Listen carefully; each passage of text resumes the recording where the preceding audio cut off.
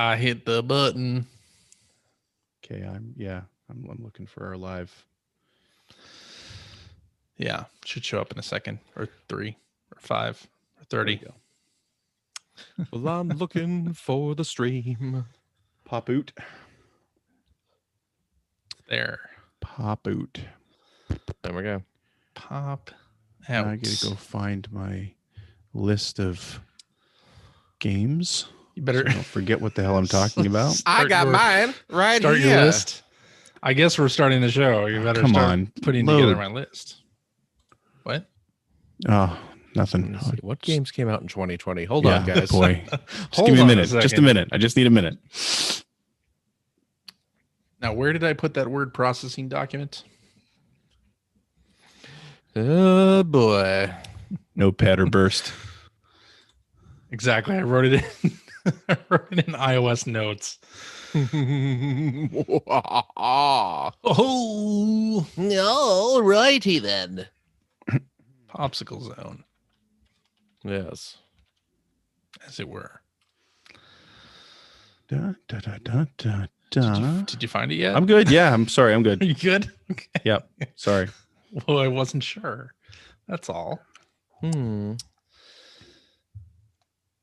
Hello and welcome to episode 738 of the Player One podcast for Tuesday, December 29th, 2020. I am your host, Chris Johnston, and with me as always from Canada is Mr. Greg Seward. Yo. How's it going, sir? How's it hanging, my friends? It's good. Hanging well. You're just hanging tough. Hanging tough. Hanging tough. We're rough. Are we rough? Is that what it is? Is that when they switched to being rough? Come on. Oh, really? Oh, sorry, I'm not familiar with. Oh, right. Because you know every tiny, minute little detail of the movies that nobody cares about, or the ingredients of cereal that released in 1982. But I'm being weird for thinking you'd know the lyrics to Hangin' Tough. I don't listen to NSYNC? I don't know an NSYNC. That's right. Or is that the Backyard Boys? Is that those fellas? And joining me from the great state of Washington, Mr. Filthy Balls. Oh.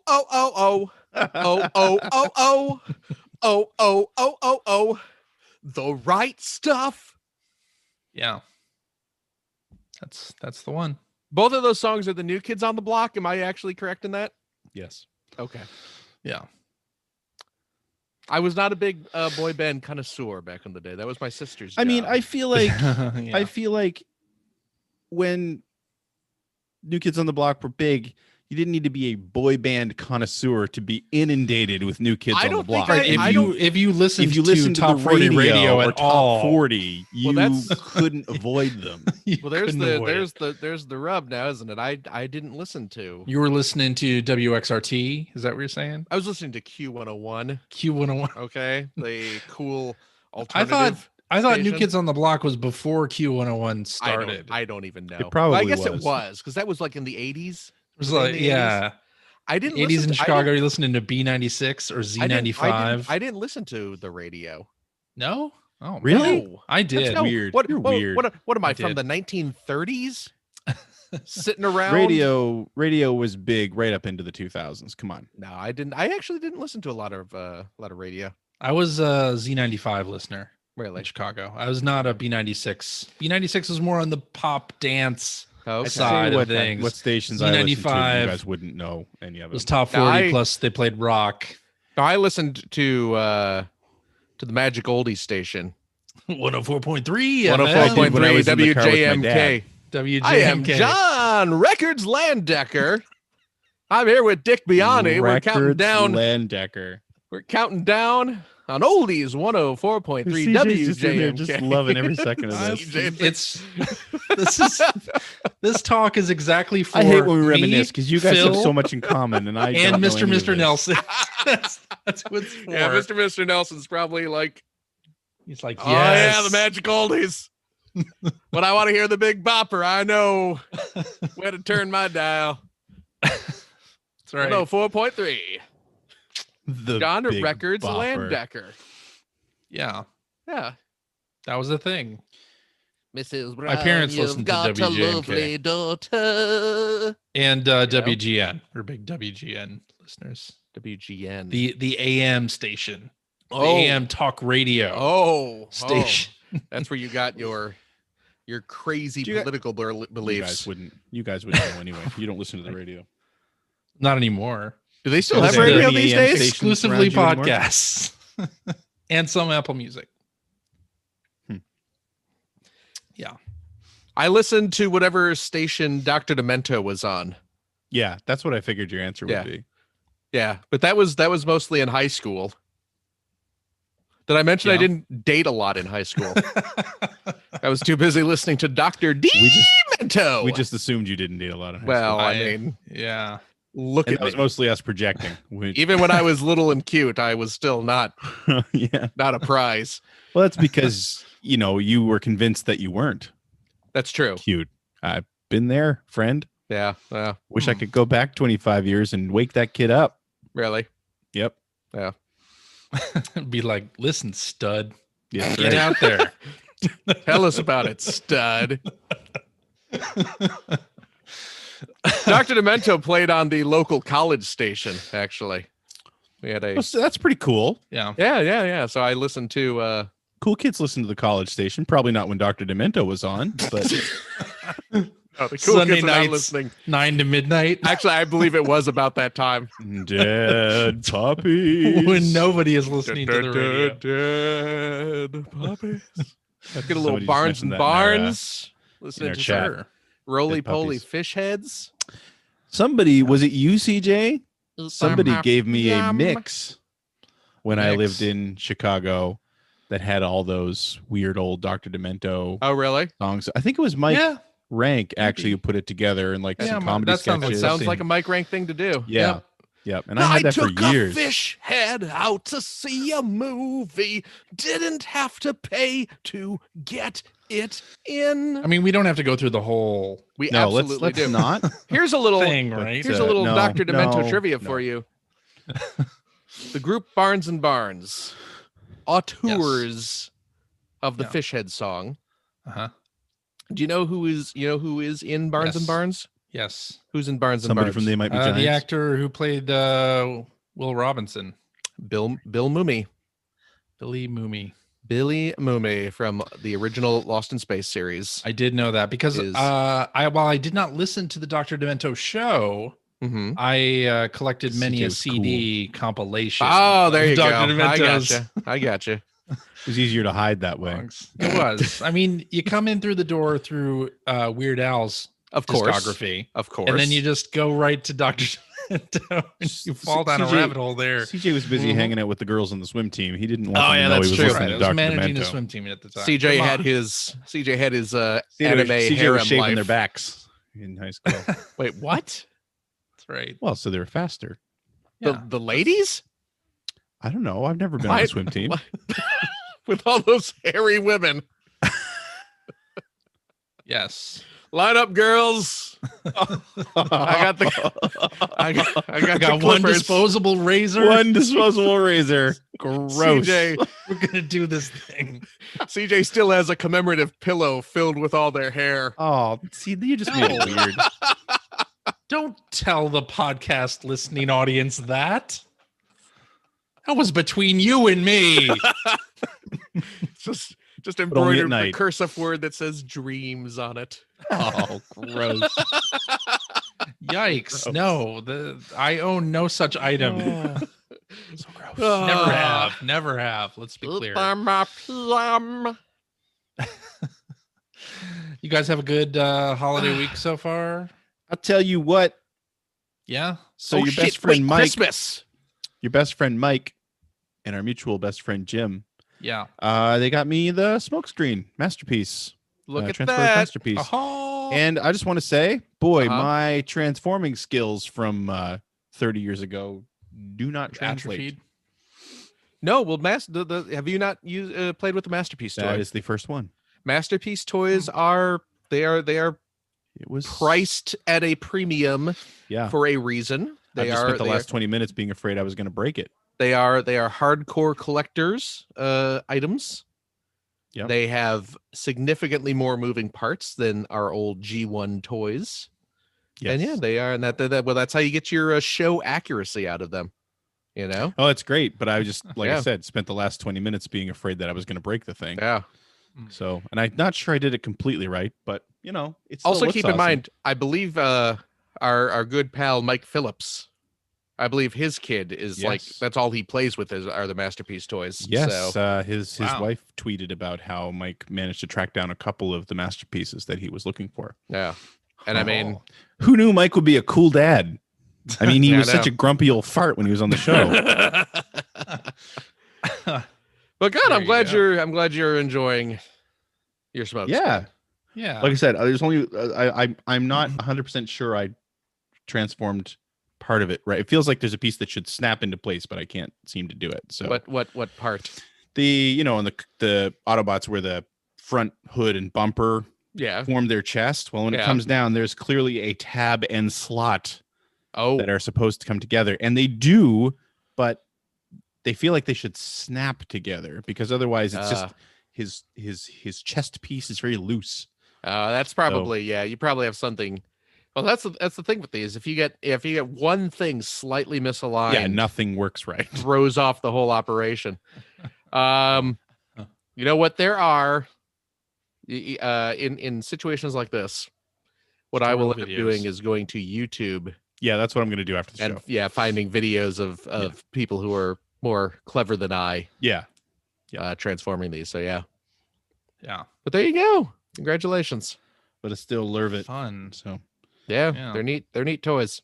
somebody just retweeted and said this, but the Daytona Hornet, and I think that should be the next crossover.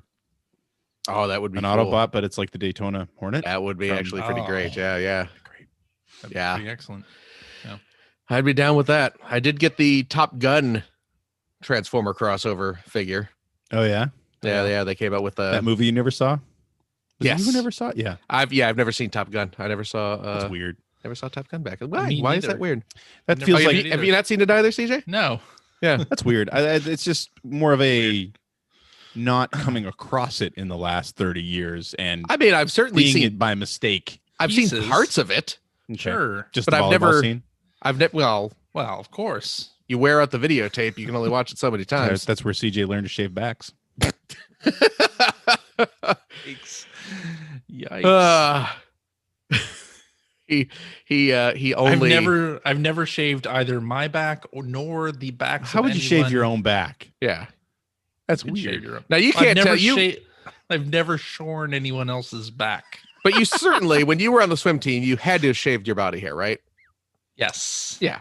But I I'm didn't not- have any back hair back then. Oh, okay. Okay. All migrated there now. He was It's still all CJ has there no now. chest hair now, but it's all on youthful her and back. smooth, Supple. just the way we Gross. like our CJ. That's right. Perfectly with a reflective sheen. Streamlined. Oh, slide. Yikes. Yikes. This got weird. Okay. What would Sly Cooper got look like if weird. you shaved him? Oh, Like Dr. Evil's pet. oh, Sly. That's going to be the next big thing on Twitter. You know how they had like the realistic Mario and Oh, the realistic Pac-Man? The next thing is going to be, what about these video game characters if they were What would Banjo Hairless. look like shaved? God. What would Kazooie look like if you plucked all her feathers out? This is the next Twitter Let's get on it. phenomenon. We'll start It's gonna be a making some. phenomenon. We'll make some t-shirts. Yeah. Shaved Cooper. Yep. Yeah, I like it. Oh, it added so much bulk I can hardly recognize you, Sly. Yikes. Yikes. All right then. I saw Phil. You got a box from Big Bad Toy Store. Yeah, you got There. everything they carry, it looks like. I did. Basically, like Santa delivered I did. a box Well, of your yeah. adult collectibles. My adult collectibles are mostly like Transformer toys. Transformers. And not even yeah. like the high-end masterpiece ones. No, I had a bunch of crap sitting in my pile of loot, as they call it over there Yeah. at the Big Bad Toy Store. So I had them ship it to me, and it was not supposed to arrive until Tuesday, but it showed up on Boxing Day. Yeah. So You know, you pointed me to the Big Bad Toy Store. They had like a little people version of the Office characters, which I did pre-order yeah, and was supposed to ship in August. Has still not shipped. really. Yeah, it's still a pre-order, like with no date. Basically, they keep pushing the date to like the next month. Oh, really? Time I check it. Yeah. So no. That's the thing with these collectibles is See, the thing is, I'm gonna actually open it and play with it though. Well, I'm not. So. Hey, I open and play with all of my crap. Why wouldn't you? Well, Well, of toys. Yeah. But a lot of that All of that stuff gets delayed. a lot of the stuff gets delayed. Yeah. It's a shame. There it is. The little and when you say little people, we actually mean like the Fisher Price Brand. Yes. Yeah, Yes, the this characters from The Office as Fisher Price little people, I'm looking at which it is now. awesome. You got Michael Scott, I gotta say, I don't know what the Little People brand is. I'm the sh- Fisher The Price Fisher little Price people? figures. Repeating it doesn't make me know it more. Fisher Come on. Price. Fisher Price. Make a you know, line in Fisher I love Price. that. I don't know what the Fisher Price little people are. Here. The Fisher Price little you- people. I just sent you there's a link in our private CJ, chat. when you go to Japan, Ooh, you just private yell English words louder and slower to get people to understand what you're saying. or- hamburger. Yes. Hamburger. Actually, I don't do that, but Phil does. Oh, I get it. Little people.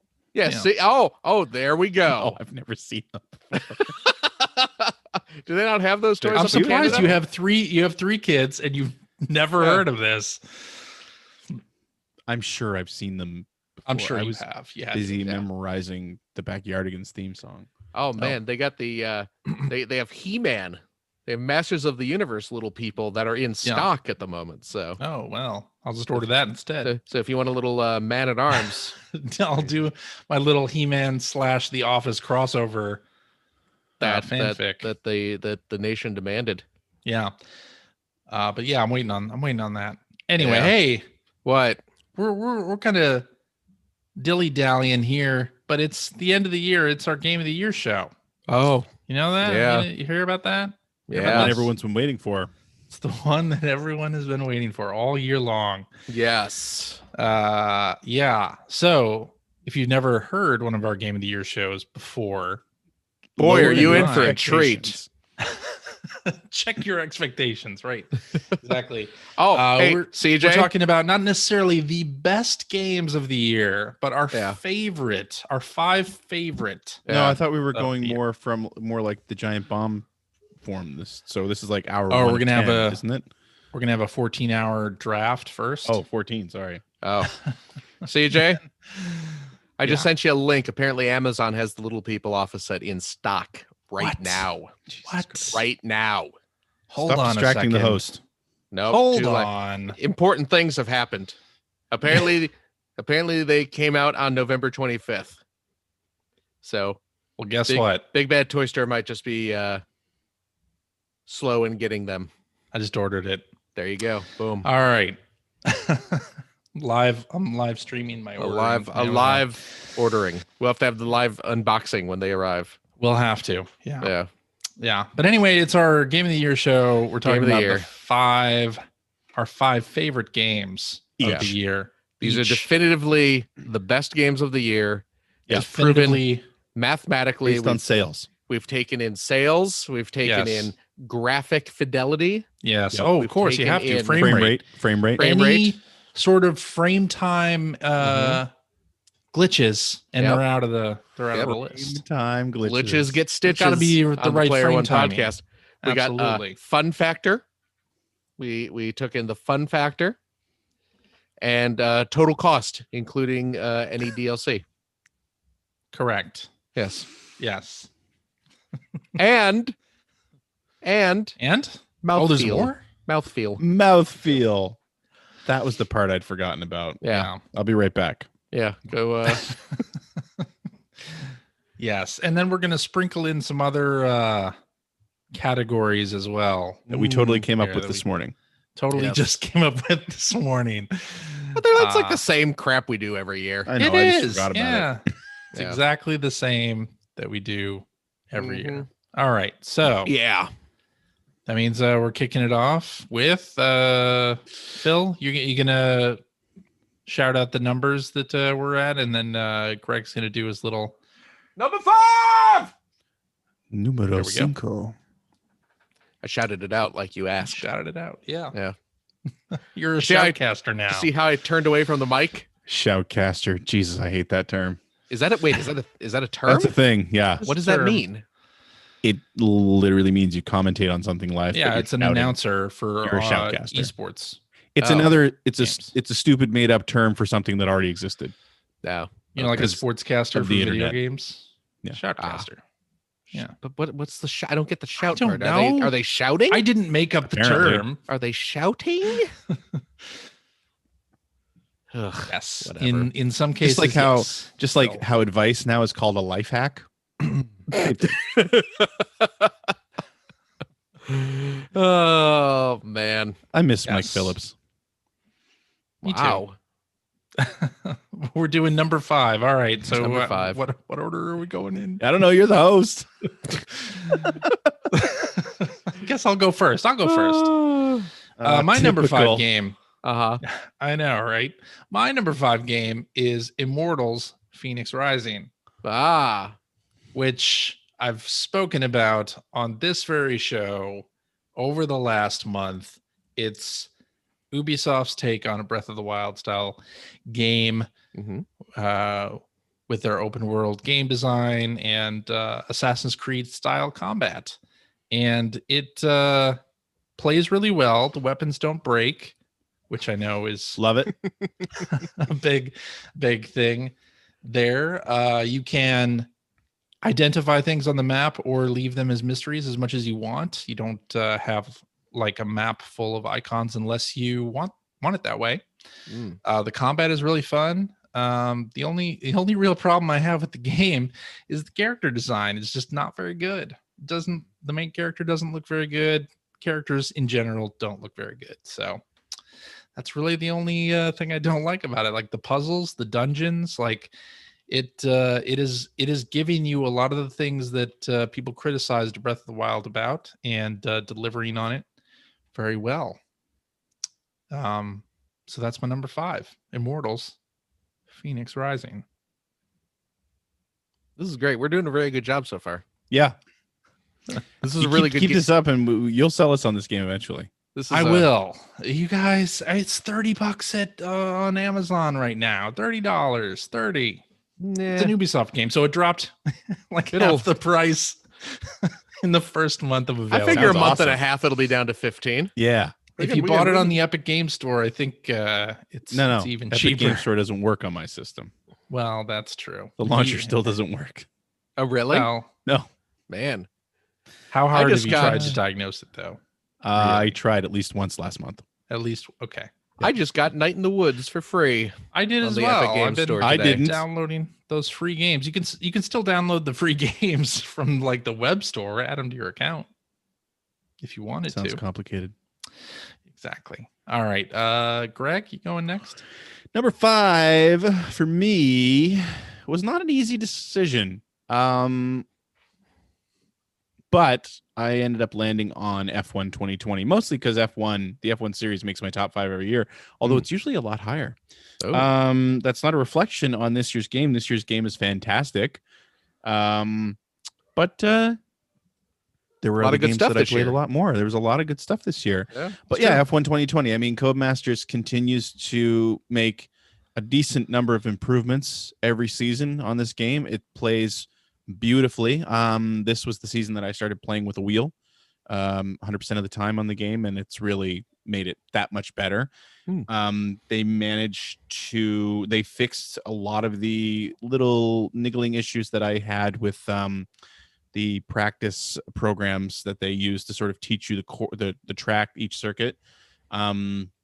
Yeah, they fixed a lot of those little problems. They added in a My Team mode, which I've been hoping for years, where you actually get to build your own team from scratch. And just add 2 more cars to the grid, which I absolutely love. It's a huge improvement. And they fixed the little driving issues that I was having, especially with the ERS system, which you guys won't know, but anyone who knows Formula One will understand what I mean by that.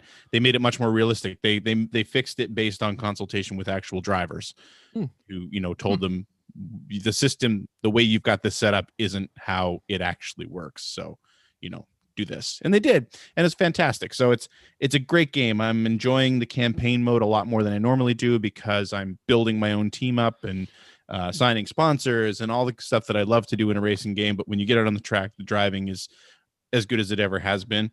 So yeah, that's my number 5. Even microtransactions didn't ruin it for me this year, so Nice. hopefully they won't next There you year. go. Here comes EA.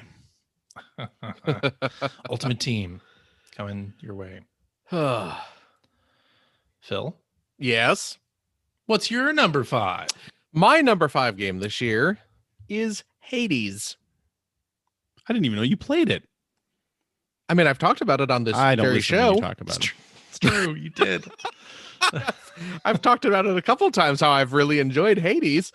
Hades is great. I am absolutely terrible at Hades. I have yet to complete Hades, Okay. but Hades is an outstanding, very fun, incredibly well-made game True. that is wildly addictive. And the fact that I do suck at it, but keep coming back to it, and it's always a delight every single run I go through, no matter how terribly I do. It is top notch. It's got really good writing. It's got outstanding voice acting. The gameplay is fast and fun and always changing. And yeah, I like roguelites, as we know. Yep. And roguelikes. And more roguelites. I like roguelites more than roguelikes. Although I do like roguelikes. But Sure. but yeah, Hades is fantastic. I am a big fan of Hades, and I've been sort of playing it a lot on the down low. Just Sorry, what game were we talking about?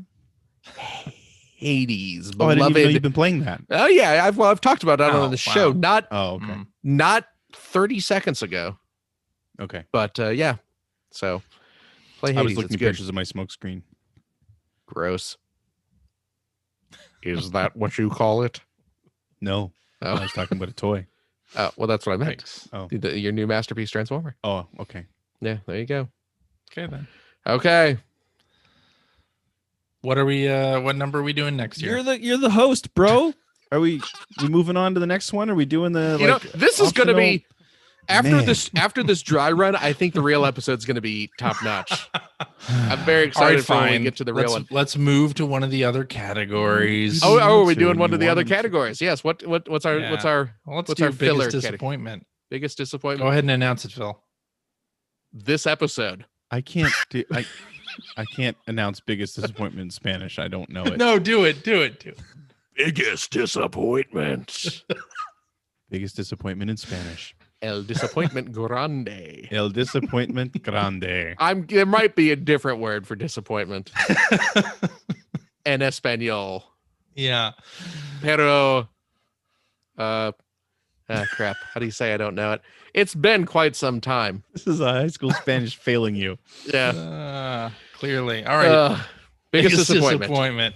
CJ, what's your biggest I'll go disappointment? first. My biggest disappointment is not only was there not any E3, but there wasn't really a centralized place for me to focus all of my video game related excitement on. Like about the there was Game no Awards? focal point, and except for the Game Awards. And we didn't really know, like, week to week, is this the week when we're going to hear about PlayStation 5? Is this the week when the Xbox Series S is going to pop out into existence? Like, we just didn't know for most of the year. And I hope that next year, even if there's no E3, there's some kind of like focal point in the year and in the summer when I can say, or when everyone can say, hey, this is the week where all the video games get announced, because it was just so like week to week. It was like I didn't even know what are we going to hear about this week? Like when is Nintendo going to announce what they're releasing this holiday? Like it was just such a, I don't know, nerve-wracking year on many accounts, but video game related, not knowing when things were going to get announced was very annoying. Biggest disappointment. I think it's a good point because, and I think we've said this on the show multiple times, that E3 might be not there's no reason for it anymore, right? Because things like Nintendo Direct and Microsoft does their own thing and Sony does their own thing, but yeah, having sort of the excitement of surrounding one big event was definitely missed this year. Absolutely. And it was funny because at the beginning of the year, everybody was hailing E3's debt. Like, it would be good if it went away. Like, let's kill E3. Like, we don't need it anymore. And then at the end of June, I was like, I wish we had E3. Yeah. I really want that back. So, let's not get rid of it yet. I know, like, if you're in the industry, E3 is kind of like a eye roll inducing, like, I have to deal with this show and all this business stuff, like getting ready for the show, debuting all the stuff and covering all the stuff. If you're a journalist, like it can be a bit messy, but from a consumer standpoint and even from somebody, I've worked in the video game industry, I'm still excited about E3, and it sort of rubs me the wrong way when people downplay it. I don't know, like growing up looking at CES pictures in magazines or like E3 stuff when I wasn't going to the show, like it's exciting. I like that focal point of excitement. Anyway, good call. That's all I'm saying. Greg, okay. What about you? My biggest disappointment this year was the system launches. I pretty much hated everything around it. The PlayStation 5 with its surprise pre-orders that I was just happened to be lucky enough to be, online when it happened. Spending a whole day hoping to get an Xbox Series X pre-order and all the crap that surrounded that, where you sometimes in some sites would get it into your cart only to have it disappear by the time you clicked pay. Yep. And then the fact that it's been weeks now and there are still so many people who can't get one. Meanwhile, you've got scalpers all over the place selling these things for 2 or 3 times retail. It's a problem. Shopping this year was a problem anyway, especially where most of us were stuck at home and had to shop online.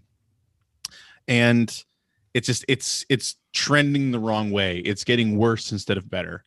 And something's got to be done about it. I don't know how to fix it. The online scalping situation is just gotten effing ridiculous. Out of hand, really. Just completely out of hand. Mm-hmm. And I know that it's not something that's completely new. I mean, when we started this show, CJ was doing interviews with people who were buying PlayStation 3s and Wii consoles, and half the people he talked to said they were buying them so they could flip them. But it's gotten so much worse in the past 15 years.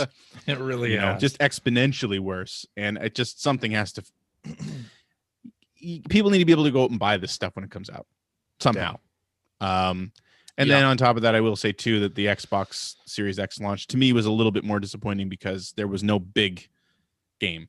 Yeah. Big Xbox Series X game. So I barely have touched my system because of it. I do wonder. I mean, obviously 2020, the pandemic affected a lot of things, including the supply chain out of Asia and being able to construct these consoles and, make enough to sell. But I'm wondering, like, if that had not been the case, what would it have been like? Would it have been as I don't think it would have been much big? better. You think? No, I don't think so. Yeah, probably not. The scalpers and the bots have been getting worse and worse and worse every year. And I mean, I don't think the pandemic slowed them down or sped them up in any way. No, a larger supply would have just meant the scalpers got more. That's probably true. Yeah. Yeah. But I look at the online systems of places like Target and Best Buy, and it's like they got to come up with something different. It's up to least retailers to fix it. PlayStation Direct had the queue system, which even during the holidays, I saw Wario64 tweeting a lot about the queues being open on that site. So at least there was that. But hopefully And there next was time around. at least one retailer in Canada that was using a similar system. Yeah. Oh, really? Which was nice. But yeah, like it's up to the big retailers to fix this problem. Yeah. And who knows if they actually want to fix the problem. Like that's the other thing. They sell their stock. They're going to sell it one way or the other, right? Like, Yep. One thing I will say that the pandemic made worse, though, is that I found that stores, if you were actually like around here, we were able to go out and shop, no problem. I mean, I guess you were a lot of places. I found that in-store stock was worse because of the pandemic. Yeah. Because they weren't, like I remember buying Mario Kart Live. I couldn't buy it in a store here. Oh, really? Because they were only selling them online. Huh. Okay. So anyway, Phil, that was my thing. Yes. What about your biggest disappointment? Are we counting stuff like abusing employees through forced crunch and lying about Why not? forced crunch and Sure. high So level Cyberpunk, you're saying? high level Is that your- executives sexually abusing their coworkers or I mean, rampant we're talking transphobia about- We can- or all that? Well, now we have to unpack Stuff your or- biggest disappointment into like 5 different or- buckets. Or are we trying to keep it light? Because Well, we can't now. honestly, I just had it PS5 and the Xbox were so hard to find. But that Yeah. other stuff, That other Bad stuff's too. bad too. That was that almost other as bad. stuff.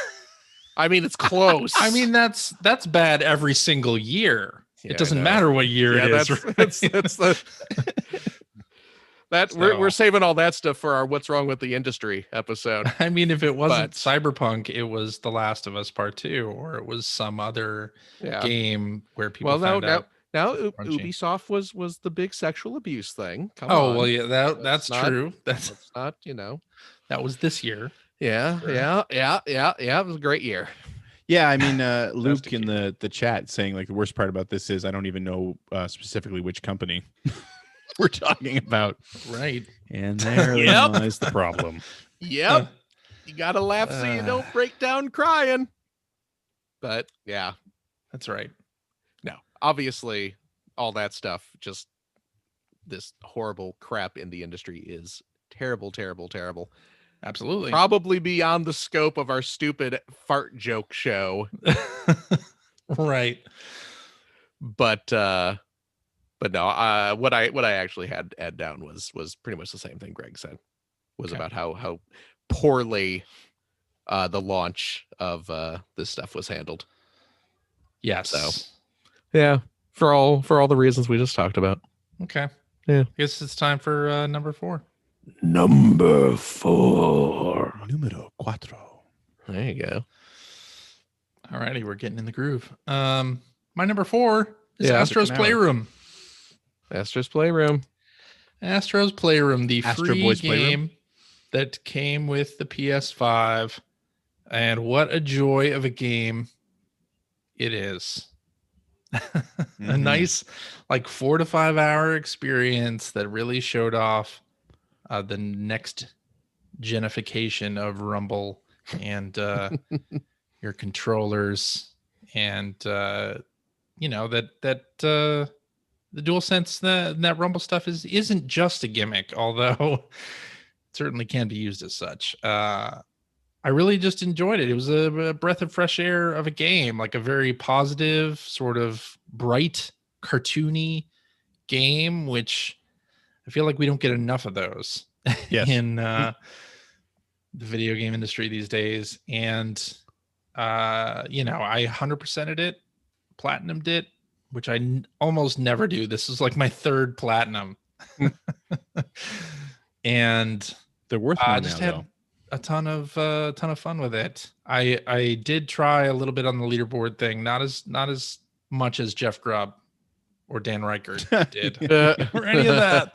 Like I saw a lot of that, but I didn't didn't get into the competition, possibly because of the notification system on the PS5. I knew that if I got any higher on the list, I'd get like 10 times more notifications. Oh, that's the reason you underperformed. Exactly. I'm Yep. saying that is the reason why I didn't compete, because I didn't want the notifications. I would, but as a I would- PlayStation fan, it was just a fun romp through PlayStation history. yes. Somebody who wrote a book on the original PlayStation, I found it fun, really fun. I would say more, but I feel like we're going to be talking about this game at least 2 more times during this episode. Probably. I think we probably shall. So I will now pass it on to you, Greg. What's your number 4? Well, speaking of bright and cartoony, my number 4 game is The Last of Us Part 2. Oh, man. Oh, that the brightest and cartooniest. What a kick. What a delightful romp. Yeah. It was great. I mean, love it or hate it. And I think I spoke about it on the show when we were talking about it. I really didn't like the ending at all. Yeah. But, that was an artistic choice, narrative choice that I just didn't agree with. And it didn't take away from the fact that it was a fantastic game. It was the first game on steroids, basically. Had really interesting characters, had a great storyline, like I said, that I didn't really necessarily love how it was resolved, but it worked out. It was a great game. It was a great story, and I enjoyed playing it from start to finish.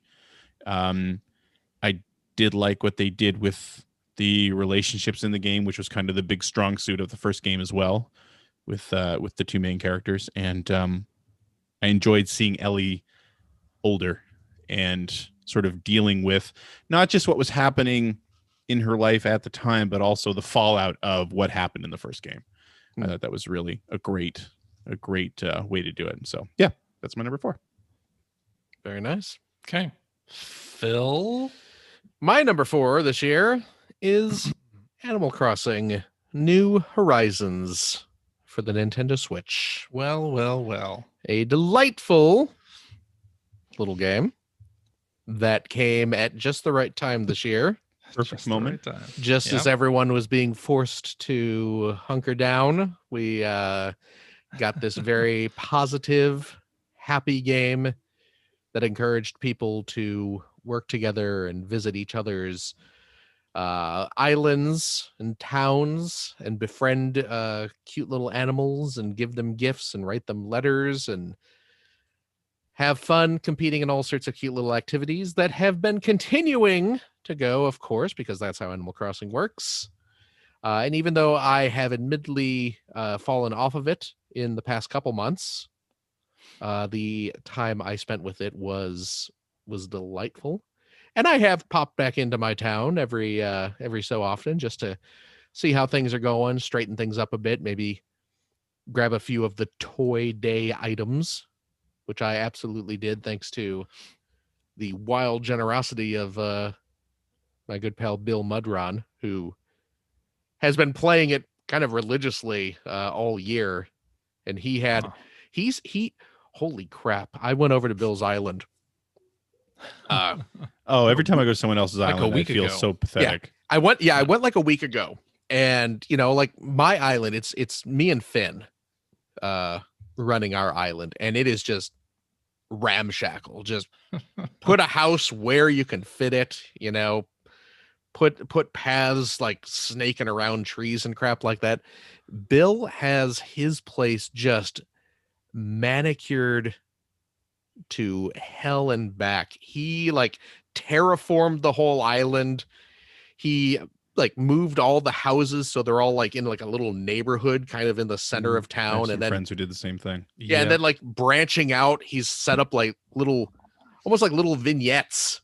Like, if you go into this corner of town, you'll see like a paleontologist dig site. And if you go over here, there's a movie set where like, they got cameras set up and there's, a couple Godzilla monsters fighting each other and crap like that.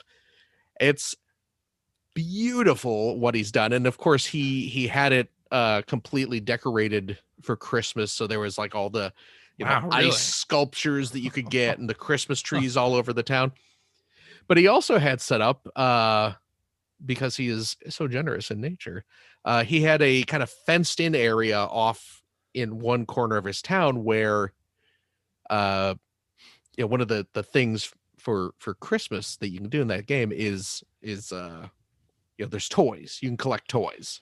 There's like a little dinosaur toy and a little race car set and a little robot kind of toy. And they come in various colors, like little variations of each of them. He managed to get all of them, every variation of every toy. And he has a little fenced off area where he had them like just sitting out, just like the little leaves, like he dropped them on the ground. So people can come over to his island and then just go over there and just pick up each of the toys and drop them again, which puts them in your inventory. So then when you go back to your town, you have the entire catalog filled in of all the Toy Day toys. Right. In order for yourself. So, which I absolutely did. Of course you did. Yeah. But yeah, it's really cute. What they've done with that game and the kind of creativity and generosity and kindness that it has inspired people to do over the course of this terrible, terrible year. Yeah, it's and this one didn't make my list, but it was very, very, very close to making the top 5. For all the reasons you just said, and also I would say it's the first time that I can remember both of my daughters being very into a game at the same time I was. Oh, so nice. Like when we were all stuck at home, we were passing around the Switch and sort of taking shifts almost, working the island. And my youngest has fallen off it, and I've kind of fallen off it as well. But my oldest will still pick it up at least once or twice a week, and she takes great pride in her island and all the different things that she's doing with it and her house, which I just love because she doesn't get into games that much, but she's really into this one. And I agree, it's it became such a great social tool because the way you're describing Bill, our friends Ryan and Katie did the exact same type of thing, to the point that they had spreadsheets running for bugs and flowers, and they were cultivating. Like they lived in the flat below us for a little while, and I would go down there and watch. Like they had these fields of flowers that they were cultivating, the different colors and things like that. Yep. And my youngest got really into, and still does, we'll call them up every now and then and just ask if you want to jump onto Animal Crossing and just hang out for an hour. So she's sort of, now that they've moved to their own place, that's how she continues to interact with them, is she sits and she chats with Katie while they're just puttering around her island or our island. So it's really cute. It's really nice. Yeah. That's cool. Very nice. Right. Yeah. I guess that means we should get into the biggest surprise of the year. You gonna do a shout for that? Biggest surprise on Espanol. Como se dice biggest surprise en español, por favor? Yeah. Mine is Hades. And that was my number 5 game of the year. That was your number. Played that yet? I hope I get to play it sometime. It was very close to making my list as well. And like looking at Supergiant's catalog, like none of the games that they've done previously really resonated. Backhanded compliment. With me. Boy, they sucked until they released this. Here's a big surprise. Supergiant did something good. I dropped off games like Bastion and Pyre and Transistor, but not Hades.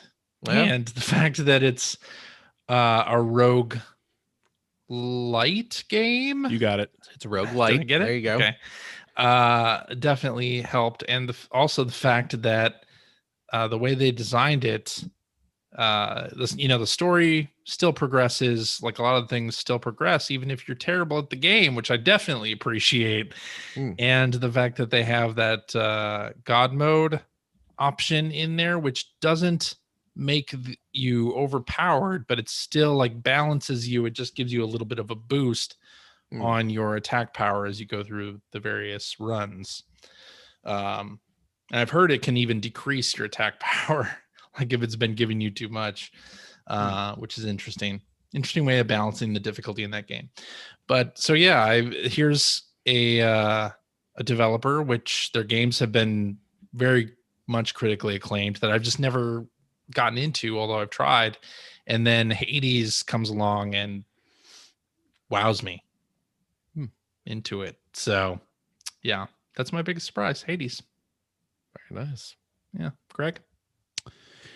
My biggest, I guess my happiest surprise for me was the boom in popularity of esports, especially e-racing this year because of the pandemic. Racing is pretty much the only sport that I'll watch religiously. And of course, all the seasons were delayed this year or they would start and then they were stopped because of the pandemic. And a lot of the drivers that I would normally be watching every Saturday and Sunday jumped into online leagues. And there were a bunch of official events. I think like Formula One actually had an official series running. I think NASCAR did as well. A lot of different groups did. And they were a lot of fun to watch. They were taken very seriously. Some drivers got in trouble for their conduct during some of these events if they were, being idiots. But they were exciting. They were a lot of fun to watch, and it really rekindled my love of sim racing as well. And I ended up jumping back into iRacing this year because of it.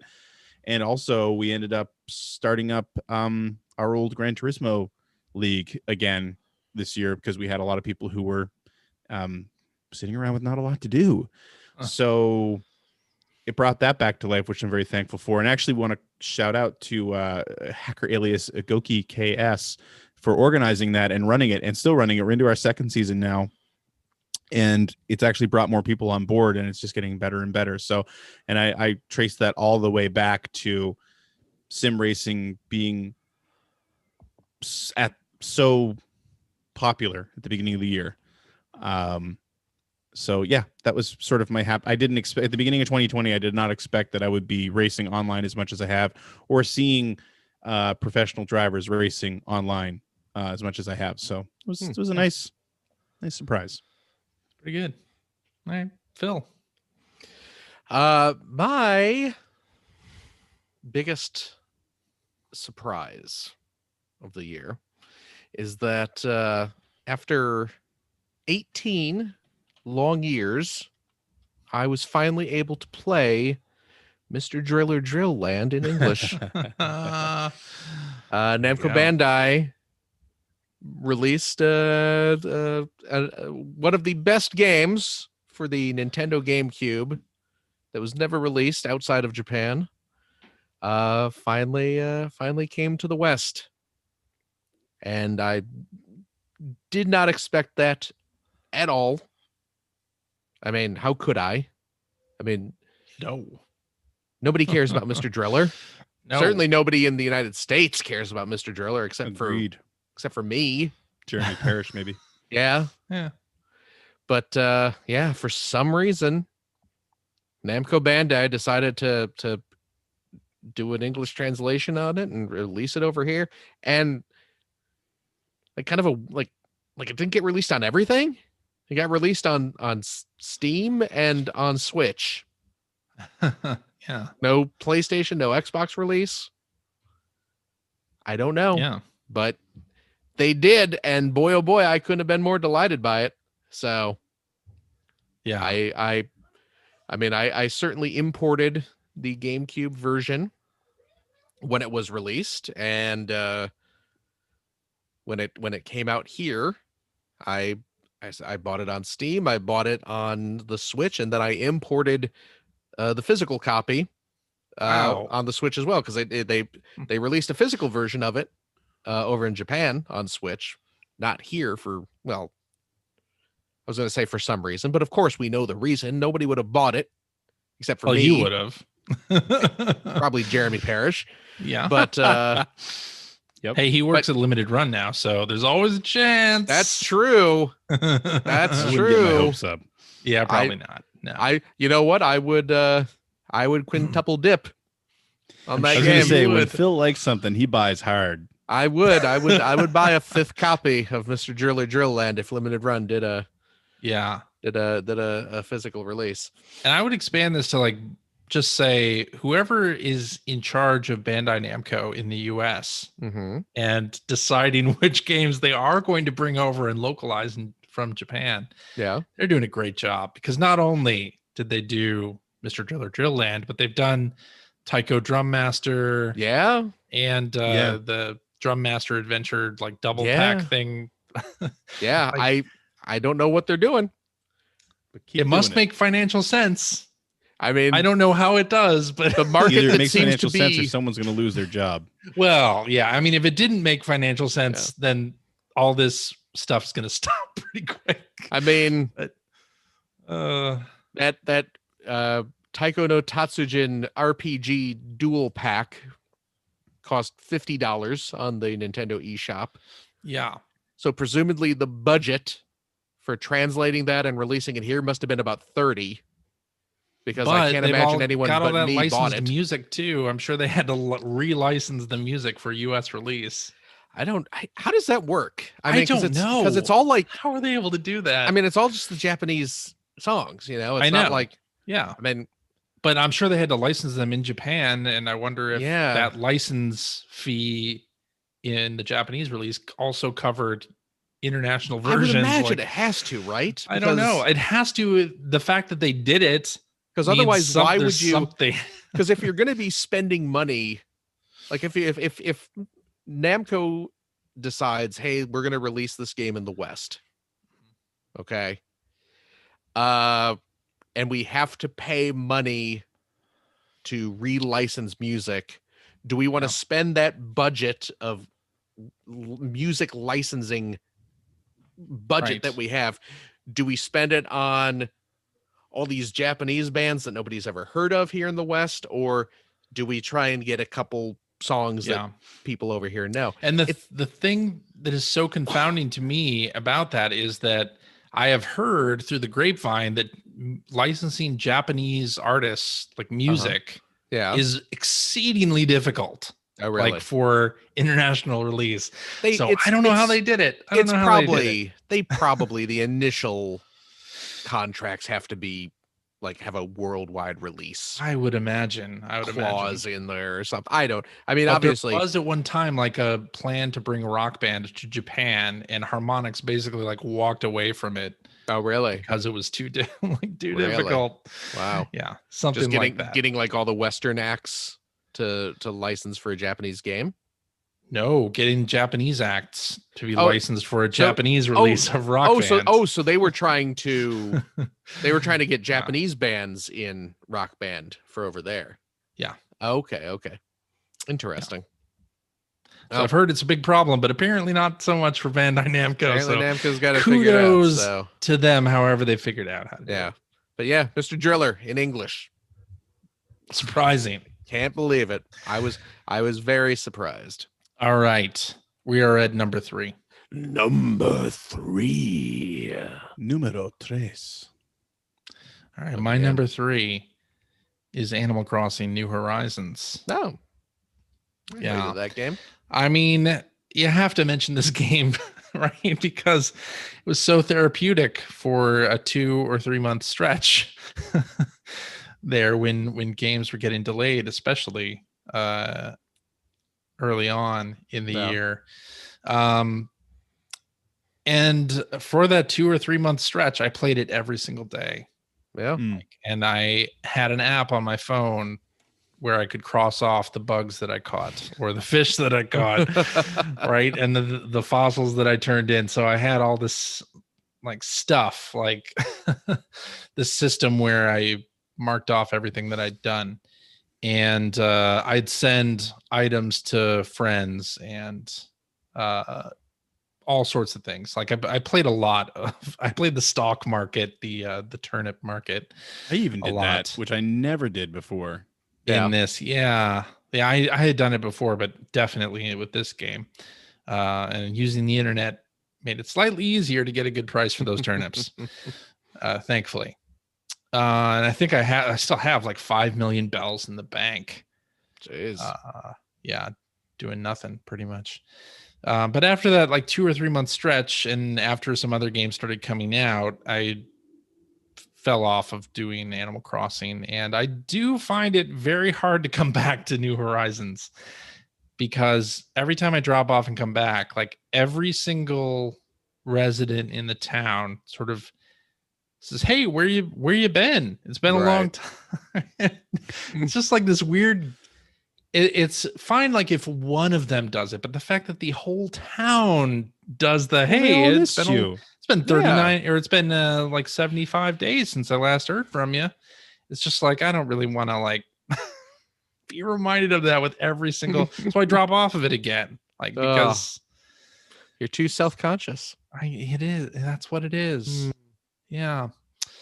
But so I haven't gone back to New Horizons very much at all during some of these events, even though I've seen the trailers on all the things that you can get in those. I just haven't gone back. No, unfortunately. But I did have a ton of fun for a 2 or 3 month stretch every single day. So that's why it's number 3 on my list. Very nice. All right, Greg. Number 3 for me is Paper Mario: The Origami King. So the Paper Mario series, I've always been a big fan since the N64 game, but have said before on the show too that they definitely ebb and flow when it comes to quality.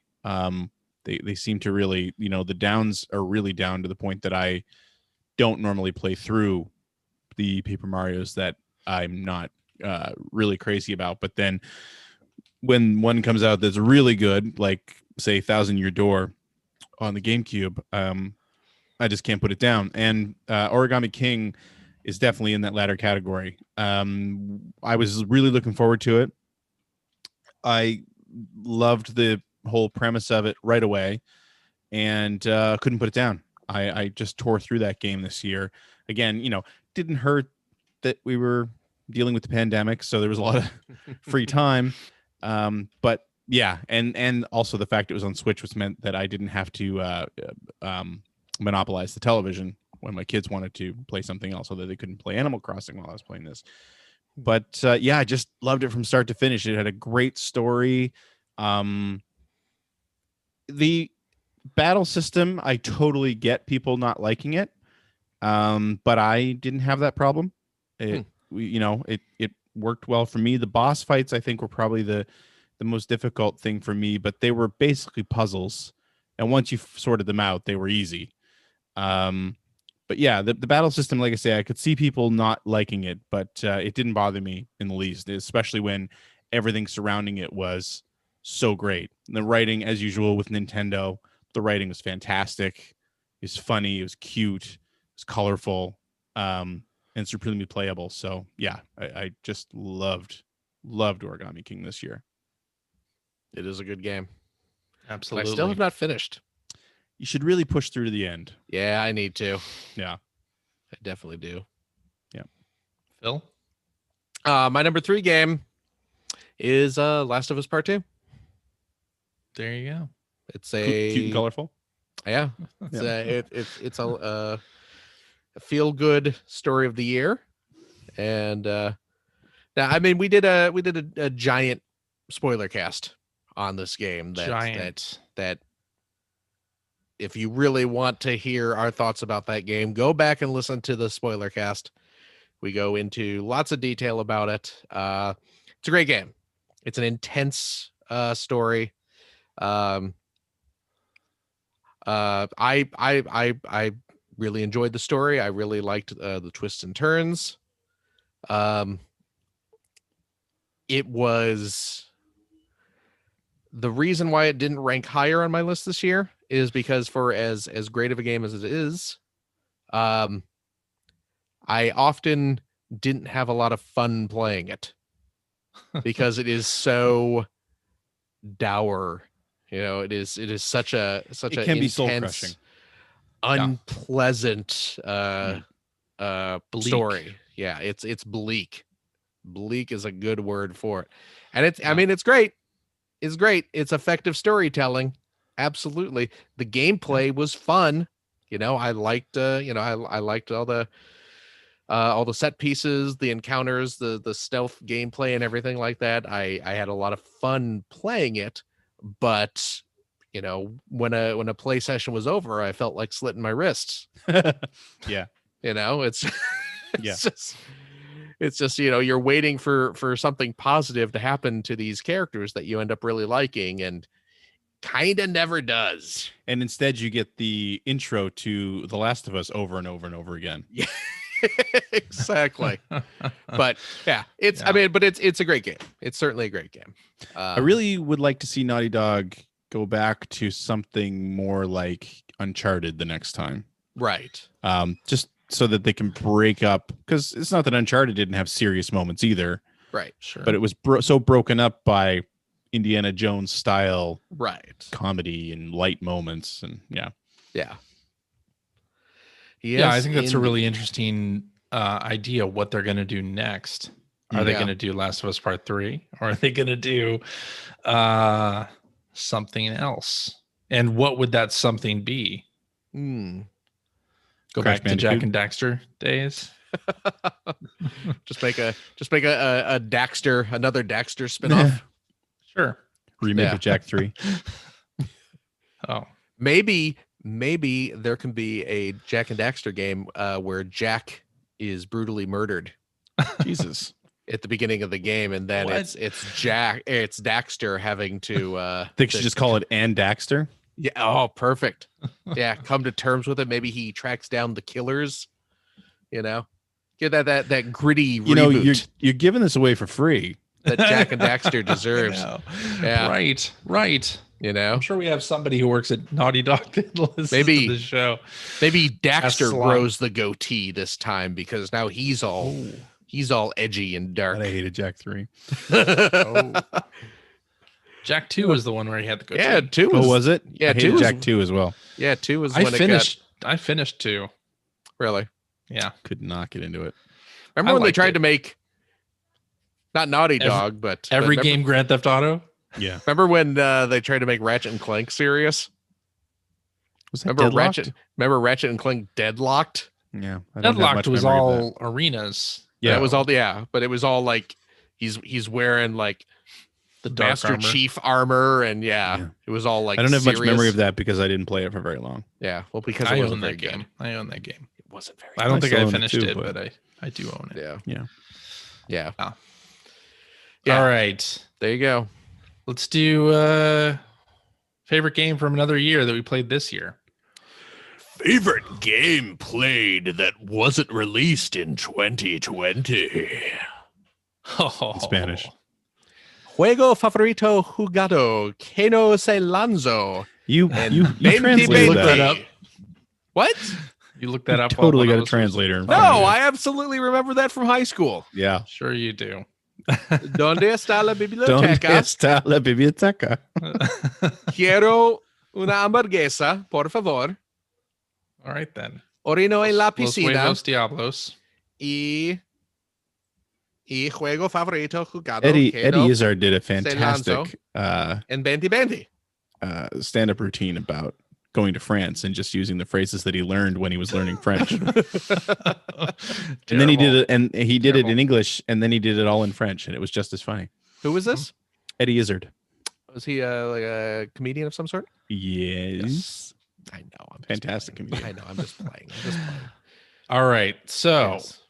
I mean, the easy answer for me is Spider-Man Remastered, Mm-hmm. but it wasn't really playing it for the first time because I played it back in 2018. Was that when But you the- finished it Spider-Man though. came out? Well, I finished it this time, but so there's Spider-Man Remastered, but really I want to highlight Risk of Rain 2 here, which is a game that came out, I think a year or two ago, and it came out on PC and Switch and a couple other platforms as well. And they've just built a lot of updates to it as well. Finally getting to a 1.0 release in August of this year with like a whole final stage. But basically it is a rogue like 3D. I I never know which one this is. It's a rogue. I'm going to say roguelite. It's a roguelite 3D Roguelite? shooter where you can play it multiplayer with your friends. It really reminds me of the early days of Phantasy Star Online, which is a game that I loved, of course. But all the loot in this is randomized, and each run can be very different from the next, depending on which loot you get and which difficulty level you're playing on. But it is a ton of fun. Had a lot of fun with it this year playing online, and it's available on Switch and PC, and I think everything else at this point as well. Really fun game. They're continuing to do updates to it. I think they're going to sell some DLC in 2021. But the updates to it until this point have been free. And it's just a really fun game to play. It gets really crazy on later levels because they just keep throwing more and more enemies at you. And it's a really good time as a multiplayer game, and it was a lot of fun this year. Very nice. Greg.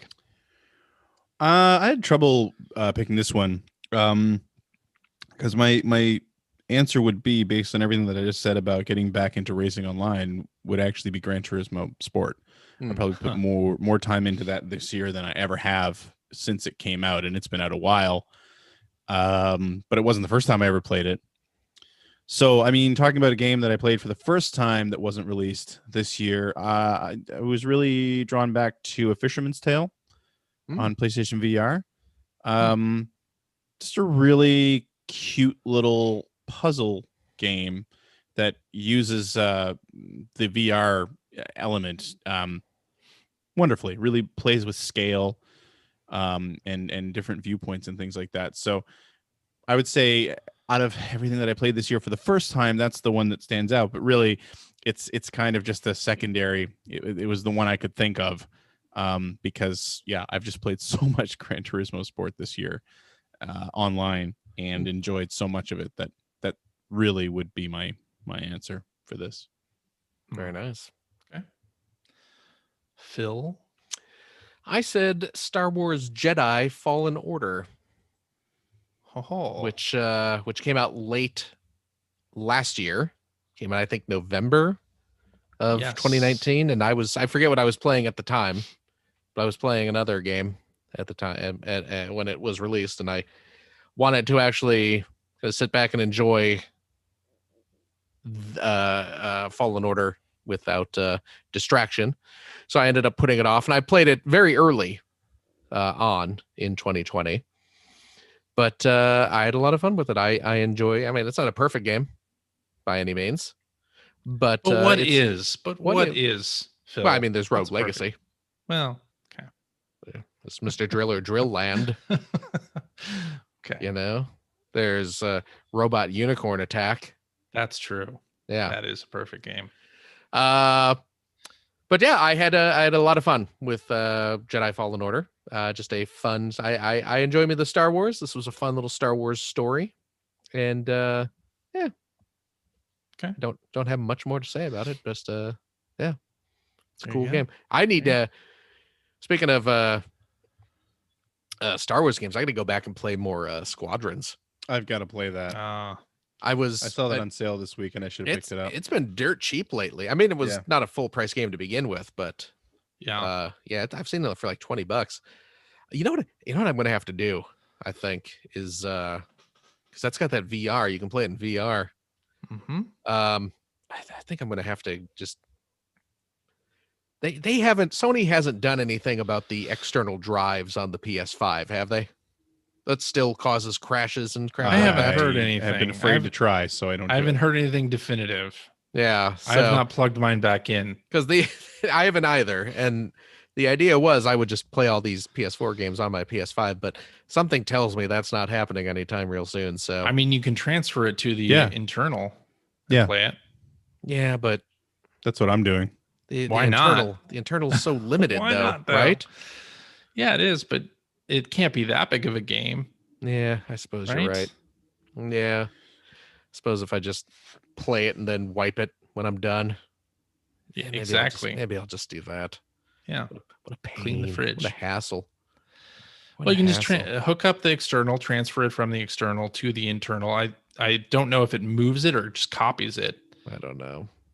If you can copy it, just copy it, and then if you need to delete it, you can. Stupid crap work, Sony. Jeez. Can I go back and change my biggest disappointment to the PS5? To being the PS5 being so friggin' buggy, and yeah, like I feel like I'm scared to turn the thing on because I'm gonna look at it wrong or hit the triangle button by accident, and it's gonna cause the whole thing to just brick on me. That's a big disappointment. That. I mean, Jeez Louise. Video game systems at launch in general, right? Yeah, I don't know, man. Because you go back and you listen to our first show where we talk about the PS4. Yeah. We're talking about the same types of issues. Was it really? Jeez, yeah, see. So, yeah. Your brain expunges all that stuff. Forget about that stuff. Yeah. Yes. Yeah. Indeed. Yikes. Anyway, should I fall in order? All right, then. I think we're at number 2 now. Number 2. Numero dos. Well, my number 2 is also a number 2, and that is The Last of Us Part 2. Are you saying it's a weird way to describe that? What? Are you saying it's like poop? Number 2? No, it's a part 2. Oh, I'm saying part 2. Yeah, my number 2 is a part 2. Okay. And it's The Last of Us Part 2, a game which I agree. That's a lighthearted romp, huh? Yes, it is. Bright and colorful. Yeah, very bright and colorful. Even though I completely agree that it's bleak and at times very depressing to keep playing, I loved it. I loved every minute of it. Yeah, of course we did. We all did. Yeah, especially the end bits. The end section I really liked. And I played up to that bit and thought it was over. And then it continued on for another 3 hours or so.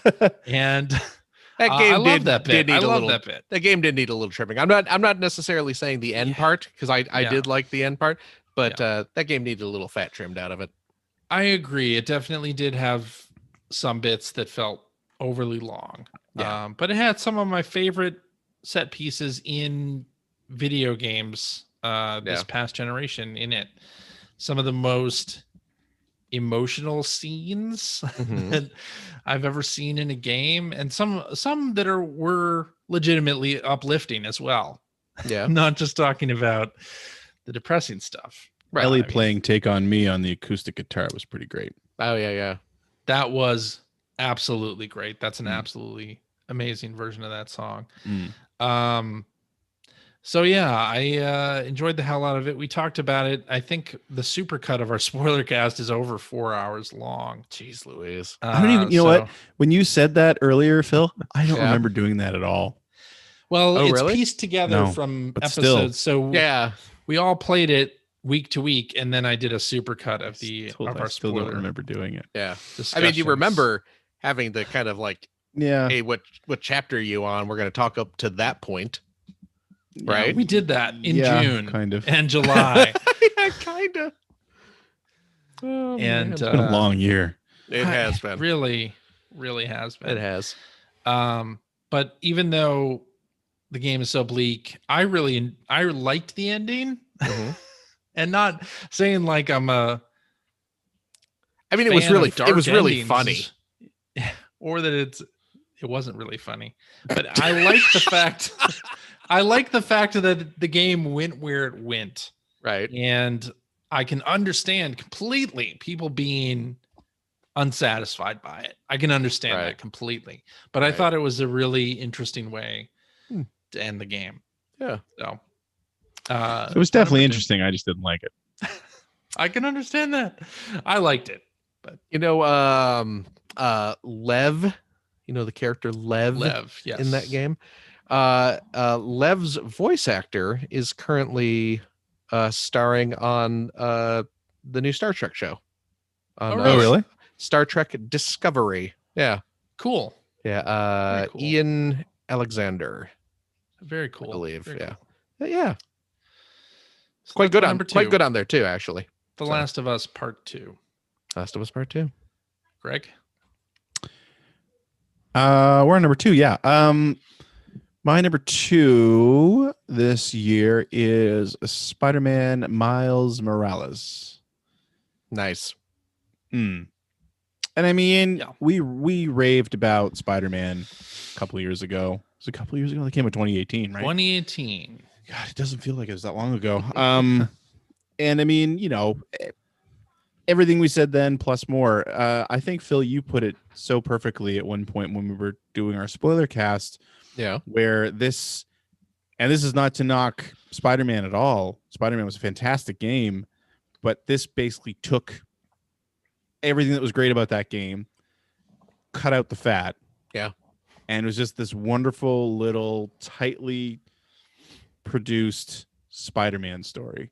Yep. And I mean, it's amazing to me that after the amount of hours that I put into the original Sony Spider-Man game, that still my favorite part of Miles Morales was just whipping around the city. I never, like in the first game, I never used, I think the only time I used quick travel was to see what it looked like, because he was on the subway, which I thought was really funny. Yeah. In his suit. And I think there was an achievement attached to it, a trophy attached to it. But I didn't like using it. If I had to go from the southern tip of the island right up into Harlem, up in the northern end, I would whip my way there because it was just so much fun. It is. I mean, that's what the first game got perfectly right. And of course, it remained perfectly right in Miles Morales. The essence of Spider-Man is webbing around the city, roping around the city. And it's just still so much fun. And I loved, even though this was basically what, like, you would, I'm thinking back to like old PC games, what you basically call a mission pack. Mm-hmm. They did so much to make this a Miles Morales game. Oh, yeah. Right down to his animations when he's swinging around. He looks like he's not quite as comfortable and confident as Peter Parker did in the first game. And I love that attention to detail with everything that he does. When he fights, it's the same way. Plus, he has a very different, as his moveset evolves, it's very different to Peter Parker's. He has different abilities with the invisibility and the electricity. It's not electricity. What is Venom that called? power. Venom power. Thank you. Venom blast or whatever they call it. Right. He has, different gadgets, but again, they didn't go crazy on the gadgets because they didn't need to. And as with Peter Parker and Spider-Man, they wrote a fantastic story, and it was beautifully delivered by the actors. It was cast perfectly. Miles was such a believable teenager, which has always been the Spider-Man story anyway. Where he, it felt like everything he did made things worse. And he really sort of falls into that hole of self-doubt throughout the story. And then, of course, deals with his own history and his family's history. And it's just a fantastic game. What a fantastic game. Talking earlier about being a bit disappointed about the Xbox Series X launch. What a great game to launch with for the PlayStation 5. I couldn't put it down. Just adored it. And yeah, man, what a great game. Miles Morales, that's my number 2. Yeah. Phil. Yes. Well, what about you? Well, my number 2 game this year is this, perhaps you've heard of it. It was a game that came out pretty early on in the PlayStation 5 life cycle. It is called Spider-Man Miles Morales. It is a superhero action game where you control. I didn't know you played that. Yeah, well, I didn't talk about it on the show. Okay. I didn't want you guys to make fun of me for playing, some baby like, game superhero. Yeah. Whip. I'm a roping superstar. Miles Morales is a great game. Obviously, all the reasons Greg mentioned. And this is another one we went into very heavy on our show, talking about our spoiler cast for it. Yeah, great game. It took the original Spider-Man game, which I believe was my top game of the year that came out. I don't know think if it all was three of us chose it as number one, but I'm pretty sure you and I did. I think it was probably my top game. It like Greg said, and like I guess I said on the Spoilercast, it takes this incredibly well done game, trims out the stuff that kind of dragged it down a little bit, and you're left with a distilled concentrate of Spider-Man goodness. And and I loved the story in the game. I loved the characters. Miles is great. His family, his friends that surround him, they were all really well done. I liked the theme of Harlem having its own Spider-Man, and everyone kind of watching Miles' version of Spider-Man sort of grow into his own as this friendly neighborhood hero, and everyone kind of rallying around him, and seeing that sort of growth was fantastic. Yeah, it was just a really maybe not as bombastic of a story as we got in the previous game, where you end up having like the Sinister Six and all these super villains and stuff like that. So it was I mean, obviously there were stakes in that in Miles, just in terms of this whole neighborhood getting blown up potentially and things like that, but it was more personal story, I think, and I thought it was handled really well, and I loved it. And yeah, why would you fast travel in that game? Right? That's dumb. That's dumb. No reason. You got ropes for a reason. That's right. Rope. Get roping. Don't be a dope. Always the rope. There you go. I don't know if you CJ, I know you bought this digitally, but that's the tagline on the back of the package. Huh. Don't be a dope. Always the rope. I see. Okay. Miles Morales. Let's just get to our number ones now, and then we can do the other. We can do most anticipated for 2021. Are we gonna after? Really? We'll do kind that after. Kind of a denouement. A denouement. A coda. Epilogue. Yes. So let's do number one. Number one. Uno. Well, my number one is Spider-Man Miles Morales. Oh. We just talked about that game. We just talked about that game. That's We talked about that 14 video minutes ago. game. Why do you like this game, CJ? Why do I like this game? Well, Yeah, let it better me be tell something you. different than what we said. It's a distilled Spider-Man adventure. What is it with you? It's the only voice you can do really well. That's the only voice I could do. But you'll go into it for such random I don't random know. reasons. I don't know. Do you do this like at home No, when you're sitting around the house? No, I don't. Okay, Charlotte, we got to start getting ready for bed. We gotta get them. We go to school. You gotta read a book before going to sleepy time. Sly. That's exactly right. Bentley, Eddie- is that his Bentley, name? yeah, Bentley. yeah. Murray's Yeah. the hippo. Bentley's That's the turtle. Yeah. That's the one. Anyway, you were saying. But anyway, yeah, the idea that it's a distilled Spider-Man experience, a distilled Spider-Man experience, I really appreciated. And Don't be a dope, Sly. Always use the rope. You hear people on podcasts sometimes refer to its shorter playtime as a negative point, but I That's don't. Like, silly. I really count it as a positive. Absolutely. Because the likelihood that I'm going to finish a game really correlates to how many hours. The fewer the hours, the more likely I am to complete it. See also Spider-Man 2018, which I did not complete, but Well, you did. This year. after Yeah. playing Miles Morales, because I enjoyed Miles Morales so much that I went back and did Spider-Man Remastered It's like the appetizer. afterwards. Yeah, exactly. Yeah. And I did find the full fat Spider-Man to be kind of Like what? bloated. Kind of bloated. Yeah. Yeah. Kind There you go. of filled with filler. But a really good game. Let's not take anything away from fantastic Spider-Man game. 2018. It's a great game. But Yes. Miles Morales, I think, is just a really great experience and a great showcase for the PS5. You know, I did have played through it in the 30 frames a second mode with ray tracing on, Same. and just really loved that extra detail.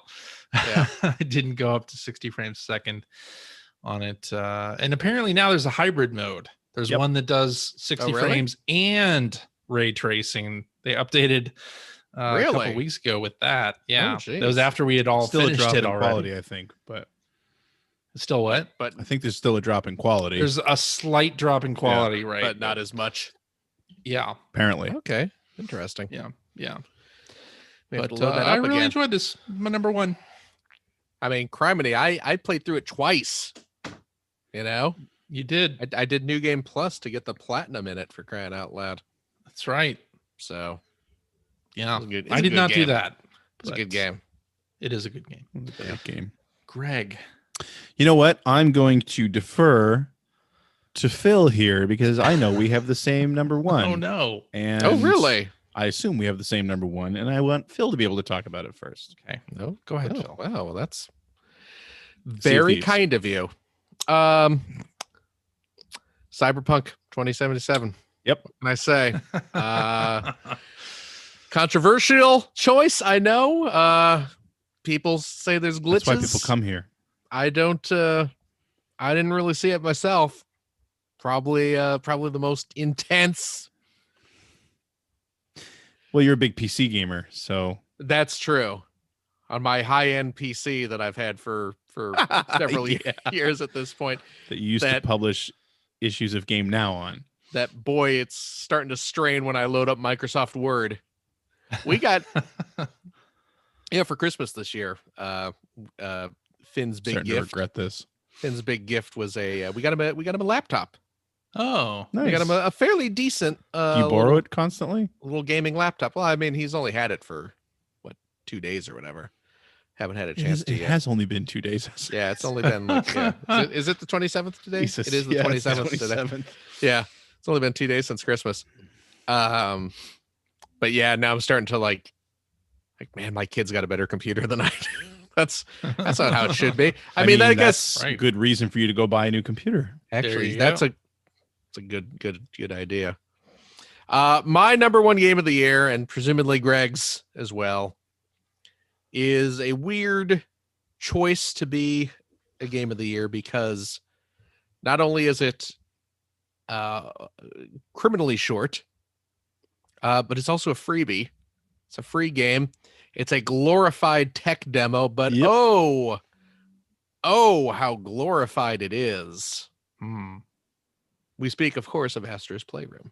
Mhm. PS5, the pack-in game that is only packed in the sense that it is installed on the hard drive when you open up your system. Astro's Playroom is essentially a glorified tech demo. It is 4 hours long, 5 hours long, maybe. We use every feature on your controller in this Yeah. game. And that's really why it exists. Absolutely. But it is, in addition to those things, it is also one of the finest 3D platformers that I have played in years. It is flawless. I absolutely adore Astro's Playroom. And for as much, and I've said all this stuff before, I said all this back in November. For as much as I complain about games being too long and how, boy, I would love it if every game was like 10 hours max so I could actually play them and enjoy them. I would not have minded if Astro's Playroom was 1,000 hours long because holy crap, it is charming as hell. The controls are perfect. It is adorable. Astro is one of the just cutest little video game characters that have ever been created. Mhm. Yep. It fosters a intense nostalgia for the PlayStation brand that I didn't even know I had. Mhm. Yes, that is the Right? only thing I wanted to make sure that got said here. Right? And it's funny because Hacker Alias, Scoop Jessica, and Scoop Joey got their PlayStation 5 Yes, yesterday. They've I'm been searching so for glad. it. I'm so And glad. Ah. yeah, and today Scoop Jessica said the exact same thing to me pretty much. It's like this is playing on the nostalgia for PlayStation that I didn't even know I had. Right? Did she actually say those words? Yeah. Yeah. Have you ever seen me and Scoop Jessica in the same room? Yes. Actually, yes. A high-tech robotic simulation. Yeah. I mean, you've Perfectly seen said. Scoop Joey. Come on. Perfectly Come said. on. But no, it does, right? Because it's like, you know, we were all grown-ups when the play. Yeah. You're so damn old. 25 years ago. We were all grown-ups when the PlayStation Were we? 1 came out, weren't Were we? we? Yes. I guess you're right. I was 19.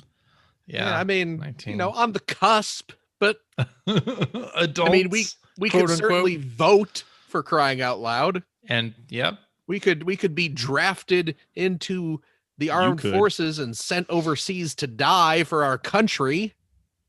Certainly. True statement. Yeah. When I was playing Battle Arena Toshinden. True. But yeah, I mean, you know, you think nerds of our age, you know, you think nostalgia, you think Nintendo. Yep. You think Sega Genesis, Yeah. you know? You think It's true. Atari 2600. You don't think the PlayStation is just the PlayStation. The new PlayStation comes out, you buy it. You toss out the old one. It's the game system. It's what you play. You don't have nostalgia for that.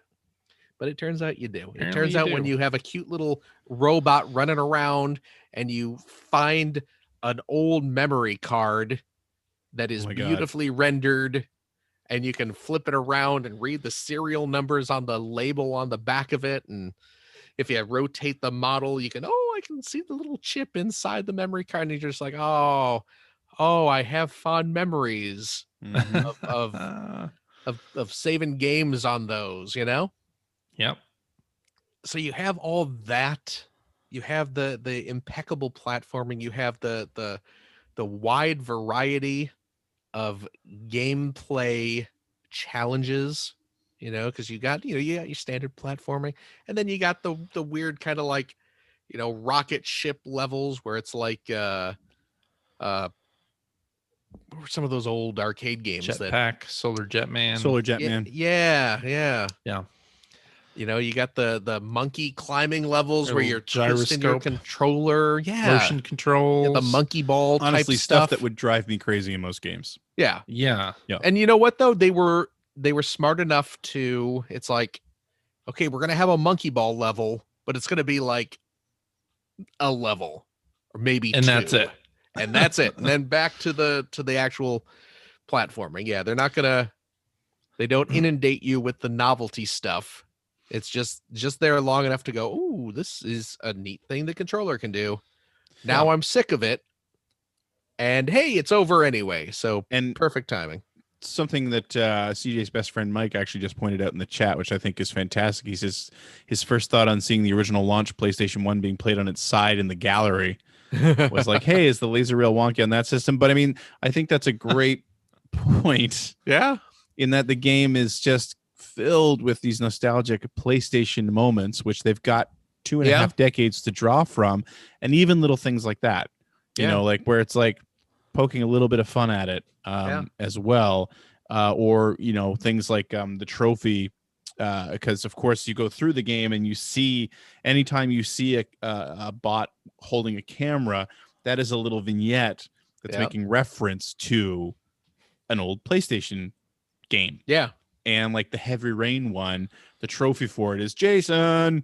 Yeah. You know, like just stuff like that all throughout. I mean, it's crafted.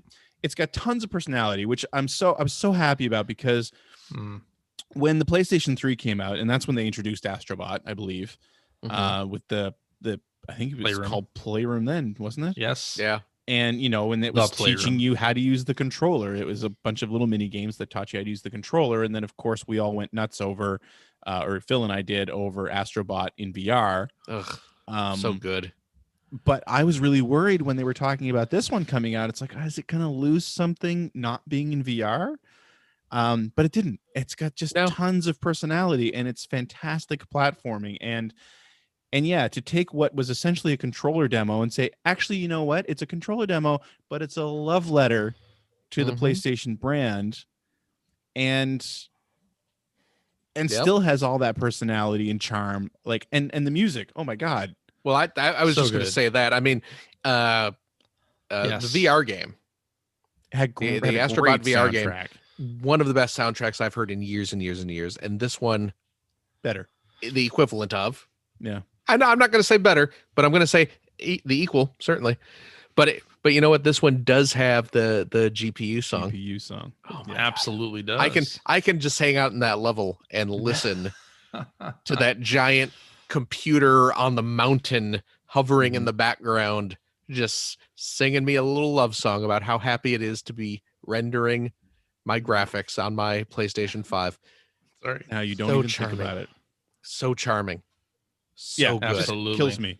I mean, just it's beautiful. It's beautiful. And then the ending, which I don't really Yeah, want to give away. Yeah, but No. they hint at it forever in the game, and when it happens, even when anyway, I the squealed references in are just delight. like, me too. I genuinely squealed in delight. I am Because- not, But you know not that even there are playing. people who don't know what that is. Well, Of course. and Of of course, course. but I mean, being old men like we are, Yeah.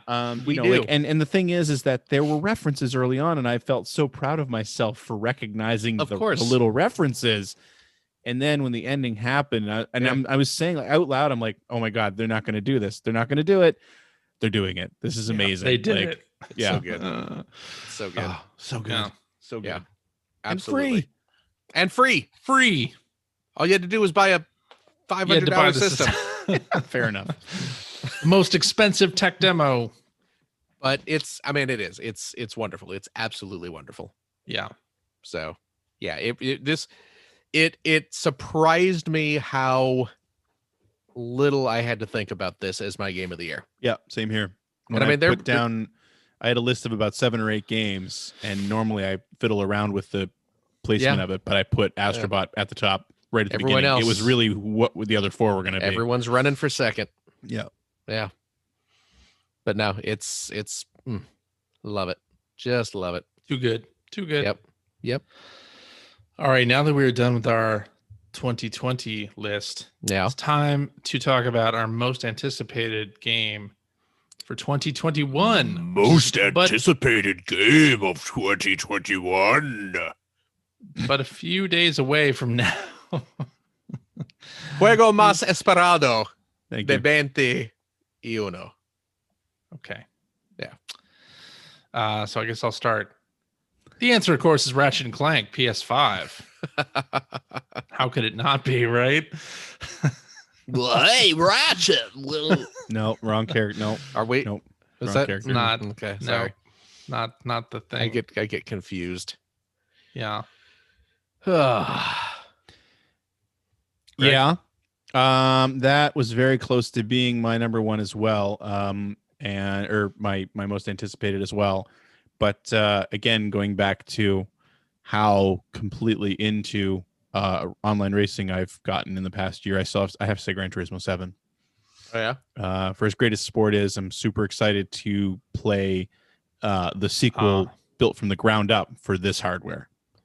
I think it'll be astounding. So I'm really excited to see that. Hopefully it does come out this year. That series has a bad habit of, taking years to come out, but Well, it'll be interesting. I Fingers mean, crossed. GT Sport, when that came out, didn't feel like a full game, right? And then they added to it right. over time. Which Do you think they would is- do that for Gran Turismo 7? Yeah, because that's not a GT Sport thing. They've been doing that since Gran Turismo 5. Okay. Actually, yeah, 5 and 6 and Sport. If you look back and see the number of updates and how long they were doing updates, it's it's astounding. Hmm. It doesn't get talked about a whole lot because if you're not in that community, you're not really paying attention. But Right. they've done a wonderful job, and it's never stuff you have to buy.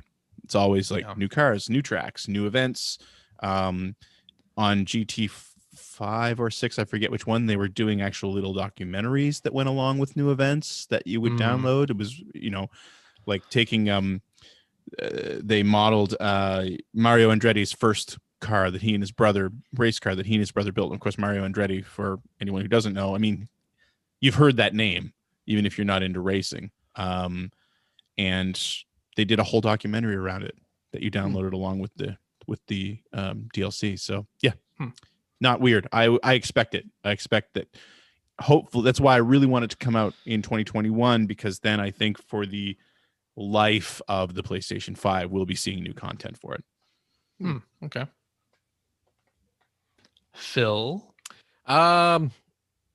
Is it cheating if I say Scott Pilgrim? Scott Scott Pilgrim versus the World, the game, complete edition, which is, of course, finally, after many, many years, getting a much-deserved re-release.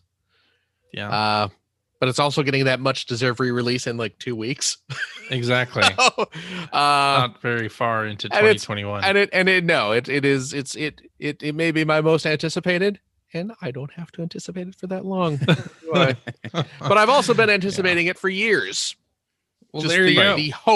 The hope that it'll happen. Boy, hey, speaking of, hey, Jeremy Parrish, I know you're a big Scott Pilgrim nerd, buddy. I know you work at a company that puts out physical editions of. You could probably grease a few palms, buddy. Huh? It'd be interesting if Ubisoft would team up with a small batch physical game outfit like Limited Run. It would be good. It'd be cool. It'd be very cool, but I just wonder if that sort of thing is like in their interests. I don't know. I don't know. I mean, I guess they're re-releasing this at all to begin with. That right there. Yeah. Something, but yeah. But I will definitely be picking up Scott Pilgrim on. I'll certainly be getting it on Switch, and I'll probably pick it up on everything. PC. I'll probably get it on everything. Let's not kid ourselves. Yeah. But barring that, because it is kind of cheating, because it is a re-release of an old game, and it really is coming out in like just a couple weeks on my birthday. Thank you. Thank you very much. I'll say Ratchet and Clank as well, because I mean it's Ratchet and Clank. Ratchet and Clank is I love Ratchet and Clank. I wonder how far into 2021 we're gonna have to wait for that one, because I don't know what the gameplay they showed looked pretty done. I know, right? Yeah, hopefully it's not that long. Hopefully it's like it'd be nice if it was like a spring release or something. That'd be great if it was like a March or April. Yeah, I'd great if it was January. Wait, that too. Yeah. Yeah. Here's the other thing that's bad about, just no events and like not even CES in January. It's like, when are they going to show us more Ratchet and Clank? Like, the not knowing continues into 2021. Well, unfortunately. Well, we'll see. Boo hoo. They'll do more Nintendo Direct style presentations, more. Yeah, why state not? Of plays. Yeah. Why not? Why not indeed? But yeah, very, very excited for Ratchet and Clank. Rift Apart. Love it. How come Ratchet and Clank doesn't do like scatological jokes anymore in their subtitles? What happened to that? I don't know. No. Or Going Commando? Yeah, I don't feel like they were all scatological. You're up your arsenal, and you got your Going Commando. That's not really. That's not scatological. It's underwear. It's an underwear joke. Yeah, but I think that's stretching. But I mean, anyway, you know, where are those? Oh no, I don't know. Well, look into that. Get back to me next week. They sort of stopped doing that, though, right? Get back. Crack they in Time. Absolutely did. Well, yeah. Crack in Time. Quest for Booty. Well, oh yeah, Quest for Booty. Yeah.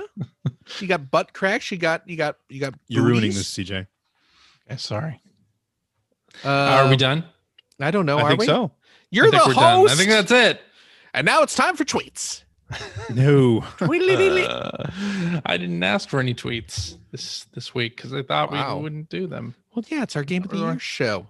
Yeah, we're almost 2 hours Yeah. in. Yeah. Alrighty, and that is our show for this week. Thank you very much for listening. If you have a question for us or would like to comment on something you heard, you can direct that to @P1 Podcast on the Twitters, or you can go to our internet website at player1podcast.com. There you'll find our contact information. You'll find blog entries about Sega CD stuff from Mr. Greg Seward. I need to work on another one of those soon. That's right. You'll find Generation 16 episodes there as well. The newer episode has been released to backers. Oh. And we'll be going live to the public a week from this recording. Ho, ho, ho, ho. So next When did next this Sunday. get released? Yesterday. Okay. Yeah, yesterday, 26th.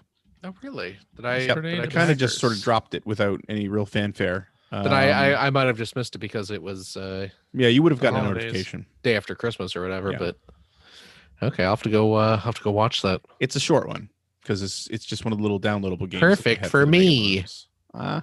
But yeah, so that's that'll be going live for everyone next Saturday, not next Sunday. So yeah, look forward to Okay. it. All right. You will also find show notes and links to all the things that we talked about, which I guess probably won't be much. Maybe some Chicago radio stuff. And then I don't usually link to the games that we talked about in our Game of the Year show because I don't want to spoil it in the show notes. Oh, right. See? Right. I want to spoil it. You got to listen. Blind. Or John look Records clean. Landecker is still alive.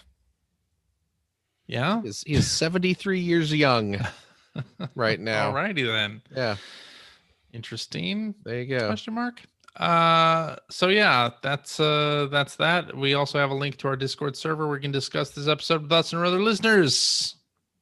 He is currently on WGN AM, CJ. Oh ho, ho. So There you he's go. apparently he was off Chicago radio for a while, but he's back on your old favorite AM station.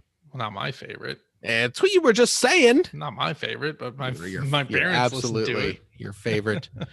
If you would don't like think to subscribe to the Player One Podcast, you can do so by visiting player1podcast.com or by loading up your favorite podcast listening application. We're also on Stitcher Radio. We're on Spotify. You can like us on Facebook. You can watch video archives of our show or watch us live most weeks on the youtube.com/P1 Podcast. Follow our Twitter account at P1 Podcast to find out when we are broadcasting our next live show. Typically, it is Sunday nights at 5:30 specific time. So join us, won't you? If you've liked what you've heard, and how could you? You could head over to patreon.com/P1 Podcast. Throw a few shekels our way. I don't have a thing. I don't have a thing. You know what? I don't have a joke, but my friends, your Patreon dollars do help support our show. I was gonna say wonderful, but then I thought better of it. Don't Help support oversell it. help support our show, keeps our zooms zooming. All those little background costs that come with running a podcast, it helps and we appreciate it, obviously. True. Yes.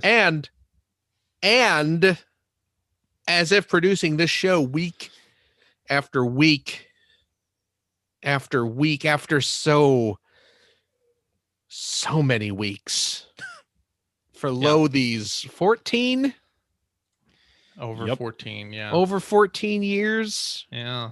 wasn't enough. We do give a little something extra to our Patreon friends. If you are a Patreon supporter of the $5 tier, Cheap. you do gain access to a special weekly bonus show where we play games, crack wise, have fun, doing all the things we can't do on the regular show. CJ, do we have a game this week? We do. We have a Jeopardy quiz. A year and the last Jeopardy quiz of 2020. That's right. So please join us for that. Of course, if you would like a sampling of these post shows, our good pal CJ here puts up some of the old ones every Thursday night, so you can listen to some old games. But they're Yes. evergreen. They're fun. They are. They're Yeah. still amusing to listen to, presuming you find this nonsense amusing. There And you we go. hope you do. I mean, for crying out loud, Jake does. And he's 13. Congratulations again, Jake. We can mention Jake on every show now.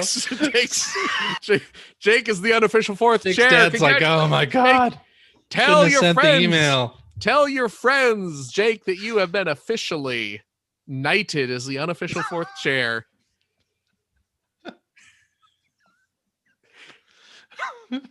I'm just delighted. I am delighted. I think it's see great. that. I think it's great. Yes.